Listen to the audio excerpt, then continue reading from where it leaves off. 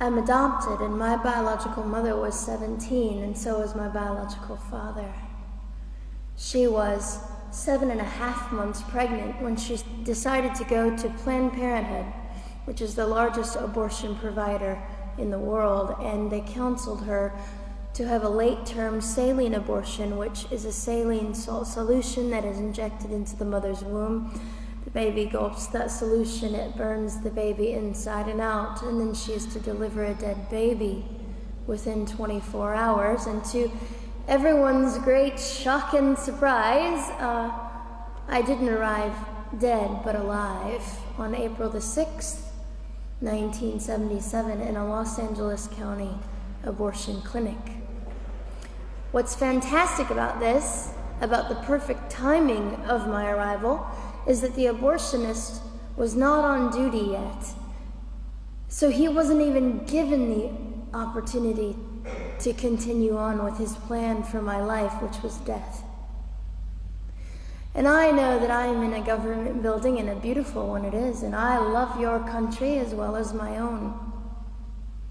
But I know in the age that we live in, it is not at all politically correct to say the name of Jesus Christ in places like this. To bring him into these sorts of meetings, because his name can make people so terribly uncomfortable. But I didn't survive so I could make everyone comfortable. I survived so I could stir things up a bit. And I have a great time doing it.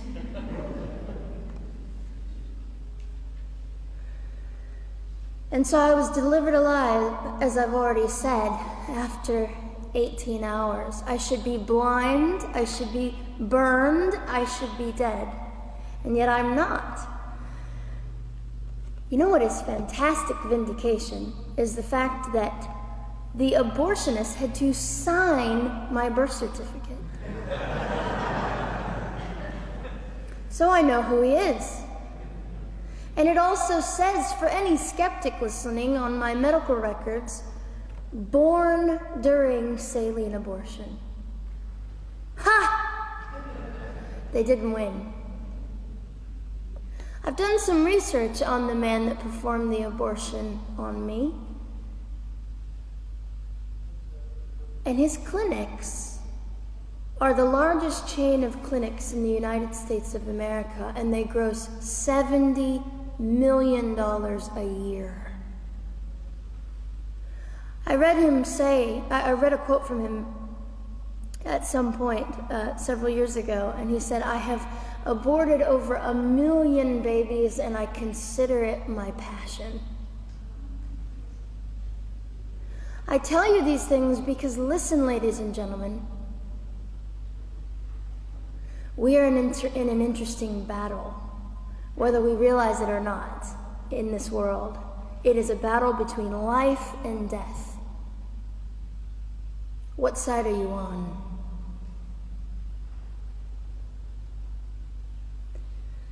So a nurse called an ambulance and had me transferred to a hospital, which is absolutely miraculous. Generally, the practice at the time, and up until 2002, was, in my country, was to end the life of an abortion survivor by strangulation, suffocation, leaving the baby there to die, or throwing the baby away.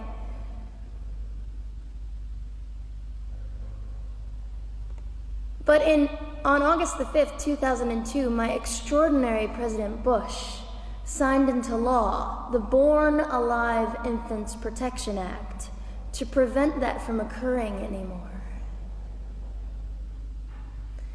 You see, we're playing for keeps. We're playing I'm hoping to be hated by the time that I die so that I can feel God about me and understand what it was to be hated. He was hated. Christ was hated. And not that I look forward to being hated, but I know along my journey, I know I'm already hated because I declare life. I say, you didn't get me. The silent Holocaust didn't win over me. And my mission, ladies and gentlemen, among many things, is this: to infuse humanity into a debate that we have just compartmentalized and set on a shelf and said it is an issue. We have removed our emotions. We are becoming harder. Do you really want that?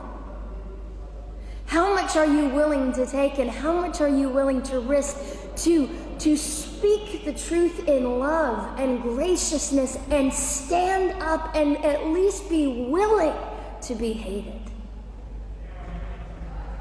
Or at the end of the day, is it all about you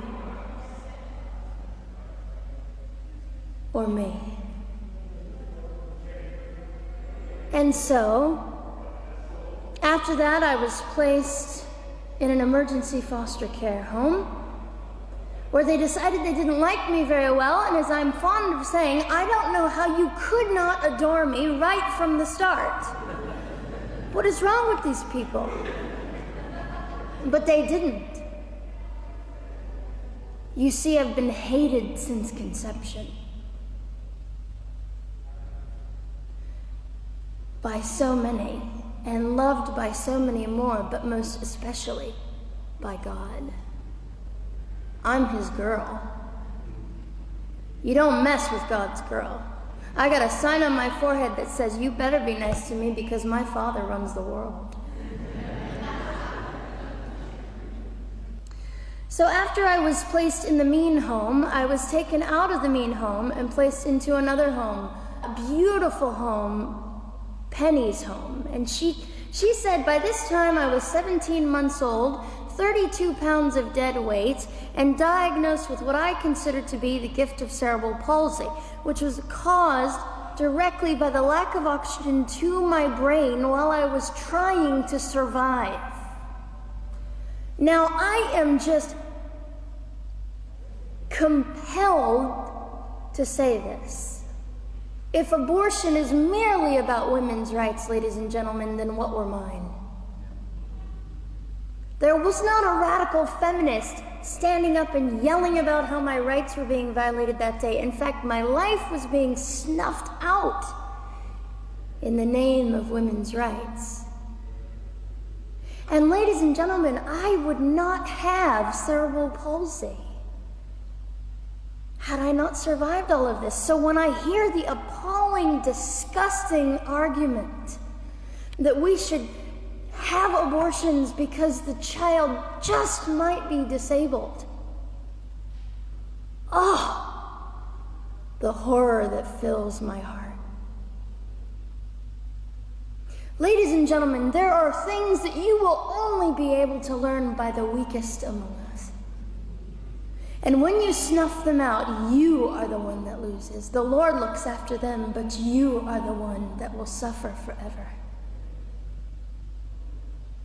And what arrogance, what absolute arrogance, and it has been an argument for so long in this human place that we live, that the stronger should dominate the weaker, should determine who lives or dies. The arrogance of that, don't you realize that you cannot make your own heart beat? Don't you realize that all the power that you think you possess, you really possess none of it? It is the mercy of God that sustains you, even when you hate him.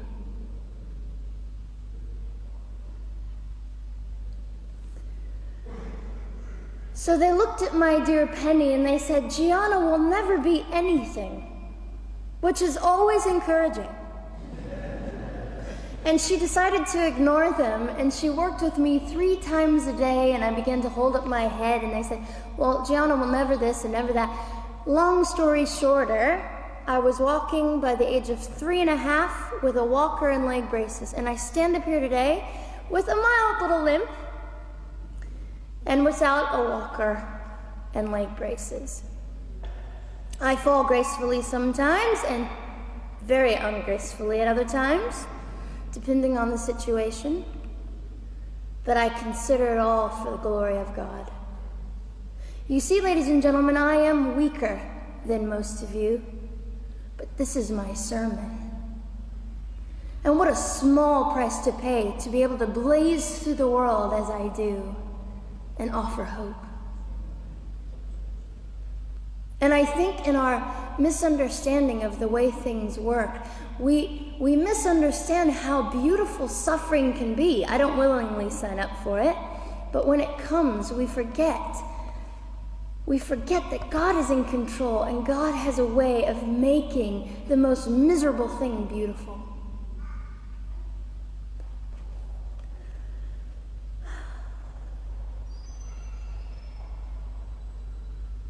I have met my biological mother. I have forgiven my biological mother. I am a Christian.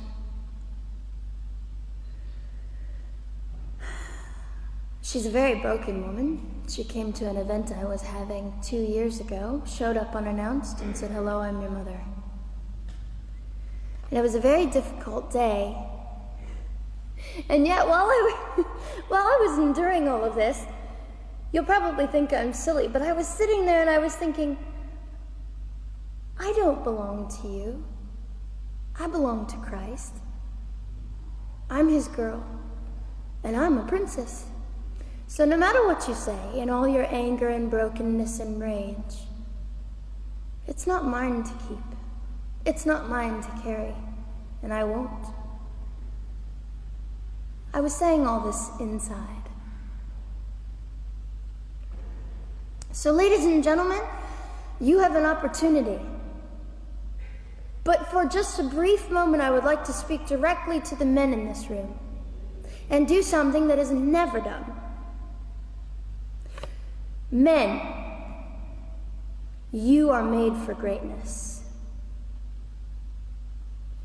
You are made to stand up and be men.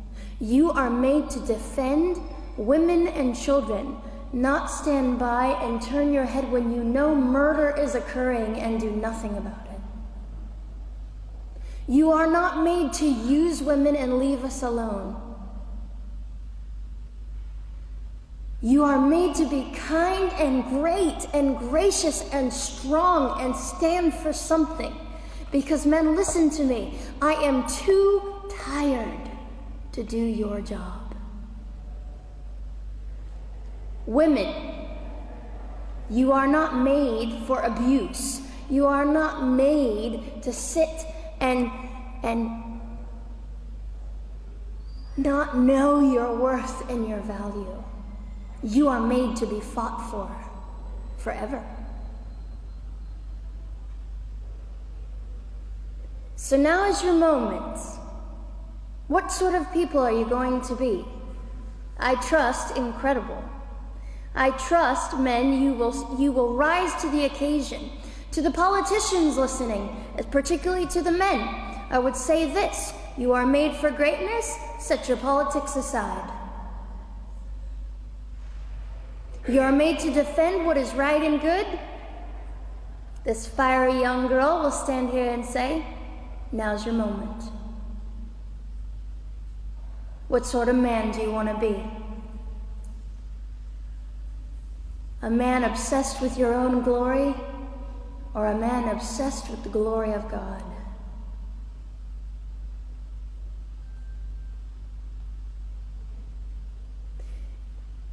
It's time to take a stand, Victoria. This is your hour. God will assist you. God will be with you. You have the opportunity to glorify and honor God in 2008. I'll just end with this. Some of you might be slightly annoyed that all I keep doing is talking about God and Jesus. But how on earth can I walk about limping through this world and not give all my heart and mind and soul and strength to the Christ who gave me life? So if you think I'm a fool, It's just another jewel in my crown. My whole intent in living here is to make God smile. I hope some of this made sense. It just came from my heart. God bless and keep you.